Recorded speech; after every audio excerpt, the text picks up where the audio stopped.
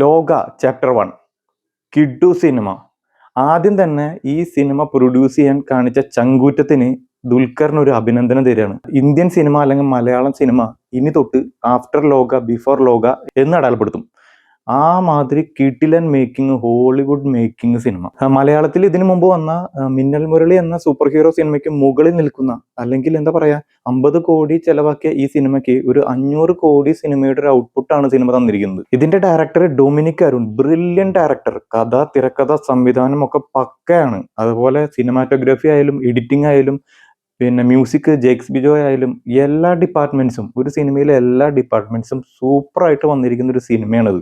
ഇതൊരു പുതിയ super hero സിനിമയൊന്നുമല്ല. അതായത് നമ്മുടെ മലയാളത്തിൽ ഉണ്ടായ പഴങ്കഥകൾ, അല്ലെങ്കിൽ നാടോടി കഥകൾ, അല്ലെങ്കിൽ മലയാളത്തിലെ ചില മിത്തുകളുള്ള ചില ക്യാരക്ടേഴ്സിനെ ഇന്നത്തെ ആധുനിക ലോകത്തിലോട്ട് കൊണ്ടുവന്നിട്ട് അതിനെ ബ്ലെൻഡ് ചെയ്തിട്ട് അവതരിപ്പിച്ചിരിക്കുകയാണ് സിനിമ. അതൊരു ഡയറക്ടറിന്റെ ഒരു ബ്രില്യൻസ് ആണ്. സിനിമയിൽ ഇന്റർവെല്ലിന് തൊട്ട് മുമ്പുള്ള കുറച്ച് സീനുകളൊക്കെ ഉണ്ടല്ലോ, ഒന്നൊന്നര റൊമാൻറ്റിഫിക്കേഷൻ ആണ്.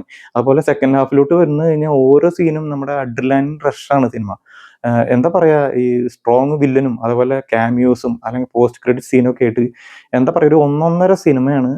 എന്തായാലും മസ്റ്റ് വാച്ച് ആയിട്ട് തിയേറ്ററിൽ പോയി കാണേണ്ട സിനിമയാണ്. So I strongly recommend in theatres.